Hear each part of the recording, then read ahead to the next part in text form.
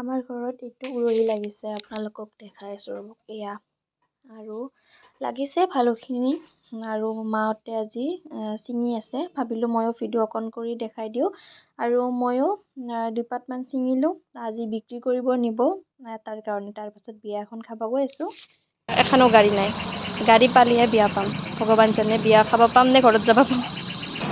গাড়ী ৰখি আছোঁ আমি, গাড়ী পালেহে বিয়া পাম।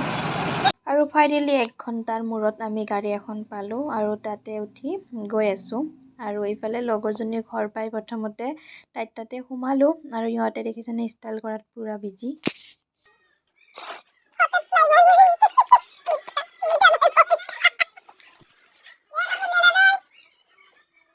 আৰু বিয়া ঘৰ আহি পালোঁ আৰু আহি পাই এইফালে জুবিনদাৰ ফটোখন দেখি বেয়া লাগি গ'ল।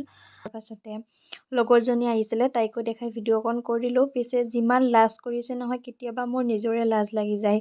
কিনো ক'ম বাৰু, সিহঁতে ইমান লাজ কৰে। পেণ্ডেলটো ইমান ধুনীয়া হৈছে। আৰু এয়া আমাৰ মৰম লগা কইনাজনী গীতা, তাইৰ আজি বিয়া। আপোনালোকে আশীৰ্বাদ কৰিব যাতে তাইৰ বৰলীয়া জীৱনটো ভালে কুশলে যায়। আৰু ময়ো অকণমান ফটোশ্বুট কৰিলোঁ। আৰু লগৰ কেইজনী লগ হ'লেতো জানেই কিমান কথা, ফটো ভিডিঅ' কিমান কৰা যায়। তেনেকৈ খাই লৈ আমি ঘৰলৈ বুলি ওলালোঁ।